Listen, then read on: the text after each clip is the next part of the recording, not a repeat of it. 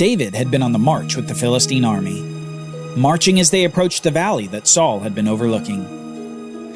David was probably getting more concerned by the minute that he might have to actually go up in battle against his fellow Israelites. He was trying to find some way to escape this pressing situation. But Yahweh was working, and in this case, he's working through the suspicion of the Philistines. Out of the blue, David is called into the presence of the Philistine king, and Achish tells him news that he must have been relieved to hear. Achish says that his other commanders have demanded that David not go up with them into battle. They fear that despite David's apparent loyalty to Achish, that he will betray them in a moment to try to regain the favor of King Saul. These commanders had heard that song in Israel that was sung, "Saul has struck his thousands, and David his 10,000s." And these men didn't want to be on the wrong end of David's successful sword. So Achish relieves David and his men from their duties, while the Philistine army continues its march to the valley. Soon they will meet Saul in battle, a foolish king rejected by God and reduced by his fear. Free from his obligation to Achish, David journeys with his 600 men back to the city of Ziklag in the southern part of the land of Canaan. Ziklag is David's little oasis of his rule in the midst of Philistine territory. And no doubt David's men were looking forward to seeing their wives and children back at home base.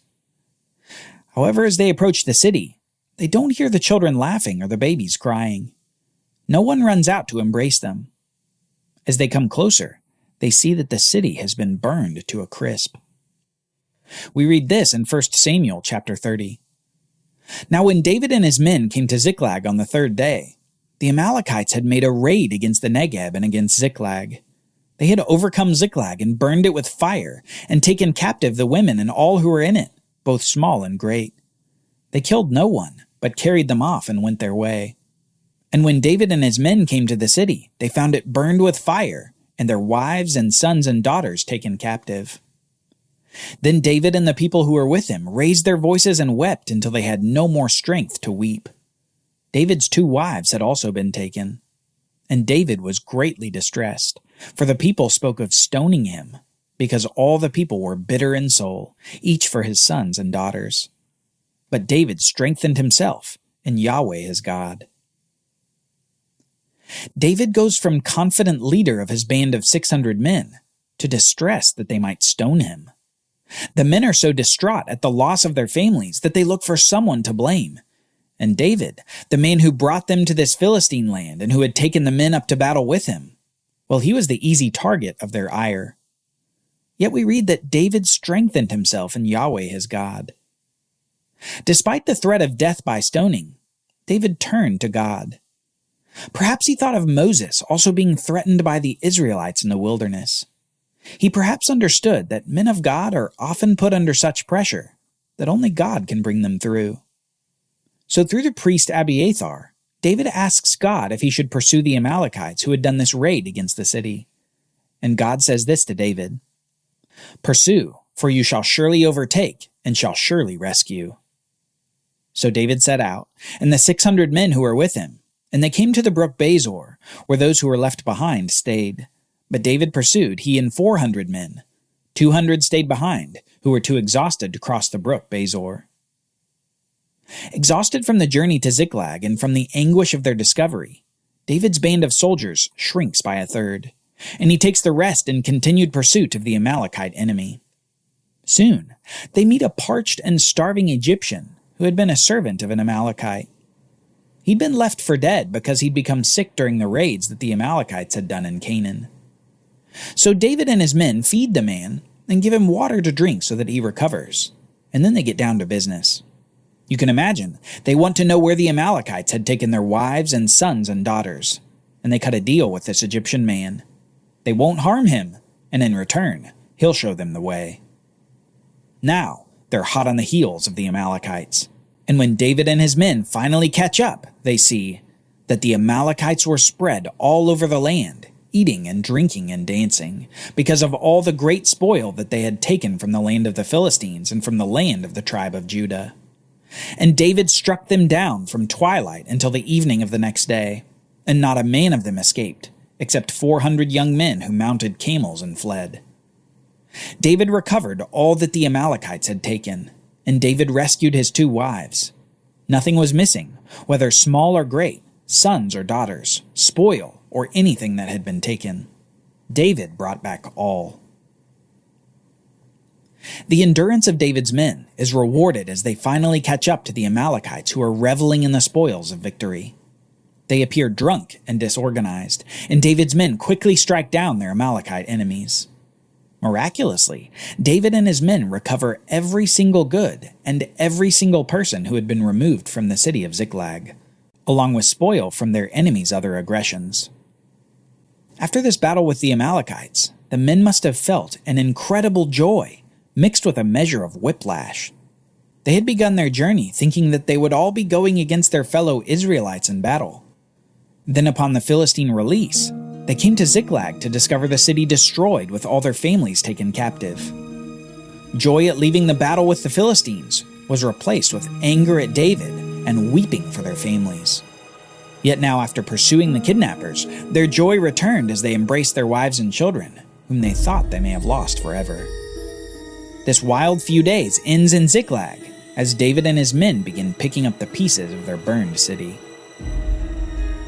About 80 miles north, however, a new development has occurred in the war between Philistia and Israel. A development foretold by Samuel from beyond the grave. Saul's fears become a reality. We read this in 1 Samuel chapter 31. Now the Philistines were fighting against Israel, and the men of Israel fled before the Philistines and fell slain on Mount Gilboa. The Philistines overtook Saul and his sons, and the Philistines struck down Jonathan and Abinadab and Malchishua, the sons of Saul. And the battle pressed hard against Saul, and the archers found him, and he was badly wounded by the archers. Then Saul said to his armor-bearer, "Draw your sword and thrust me through with it, lest these uncircumcised come and thrust me through and mistreat me." But his armor-bearer would not, for he feared greatly. Therefore Saul took his own sword and fell upon it. And when his armor-bearer saw that Saul was dead, he also fell upon his sword and died with him. Thus Saul died, and his 3 sons, and his armor-bearer, and all his men, on the same day together. Saul is dead.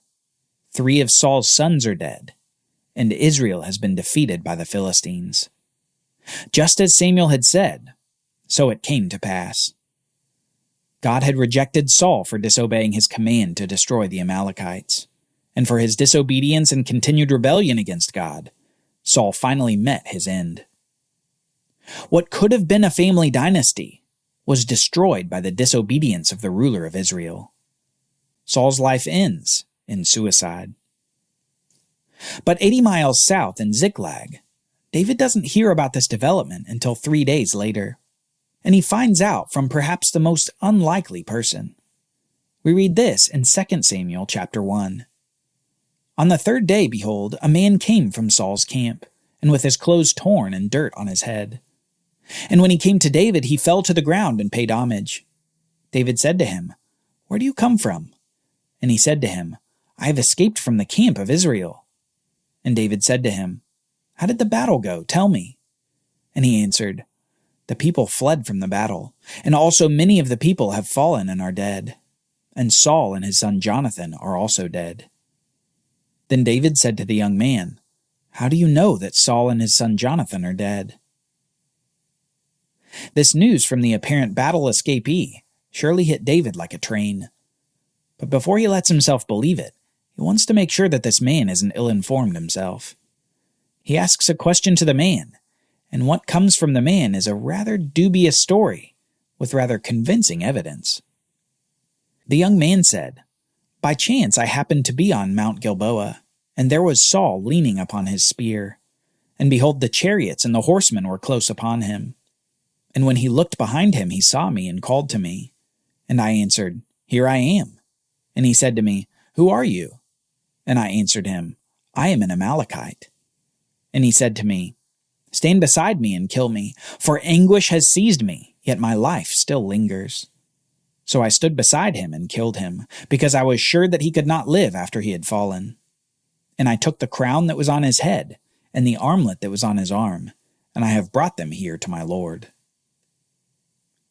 This Amalekite would have David believe that he just happened to be in the middle of a war zone on Mount Gilboa, and he just came upon Saul, who wasn't quite dead. Saul then apparently told this Amalekite to strike him through to put him out of his misery. And after obeying Saul, the Amalekite apparently stripped him of the signs of kingship, his crown and his armlet, to bring them down to Ziklag to see David. Though there may be elements of truth in this Amalekite's story, far more likely is that the Amalekite thinks he can curry favor with the coming king by being the one to slay David's kingdom adversary. Little does this man know that David is a man after God's heart, a man who wouldn't dare kill Saul, even when he had the chance. We read this. "Then David took hold of his clothes and tore them, and so did all the men who were with him, and they mourned and wept and fasted until evening for Saul and for Jonathan his son, and for the people of the Lord, and for the house of Israel, because they had fallen by the sword. And David said to the young man, 'Where do you come from?' And he answered, 'I am the son of a sojourner, an Amalekite.' And David said to him, 'How is it that you were not afraid to put out your hand to destroy the Lord's anointed?' Then David called one of his young men and said, 'Go, execute him.' And he struck the Amalekite down so that he died. And David said to him, 'Your blood be on your own head, for your mouth has testified against you, saying, I have killed the Lord's anointed.'" Saul had been elevated from the least reputable tribe and the least liked city in all of Israel. He was from Benjamin. He was from Gibeah. Yet he'd been elevated by God, anointed by Samuel, and empowered by the Spirit of God as the first king of Israel. He'd been elevated, but his disobedience was his downfall. As king, he forgot that he was still subject to a greater king, the King of heaven, God himself. God commanded Saul that he should devastate all the Amalekites down to the livestock, so that anything that breathed of the Amalekites would be killed as a judgment upon them. Yet Saul deviated from God's command, and this would be his tragic sin. The sin that would lead to the end of his dynasty and his replacement by a man after God's own heart. Saul's end would be an ironic twist on his very disobedience. On the day that Israel is defeated in battle, David defeats the Amalekites that Saul failed to conquer. On the day of his death, the signs of his kingship are stripped off his dead body by an Amalekite scavenger. The very people who he had been commanded to destroy are intimately connected with his death and with the rise of his anointed successor. With the death of Saul, David's time has come.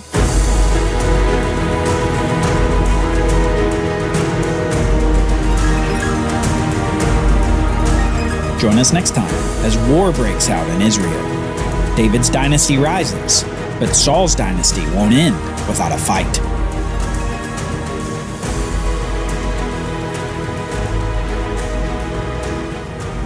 For Bible readings, reflection questions, and quizzes, don't miss the Bible Brief app. Available on iOS and Android, so you can go deeper into the story. The Bible Brief is a project of the Bible Literacy Foundation, a nonprofit dedicated to helping you learn the Bible. Give to support the Bible Brief by visiting BibleBrief.org or tap the Give link in the show notes. Thank you for supporting the Bible Literacy Foundation.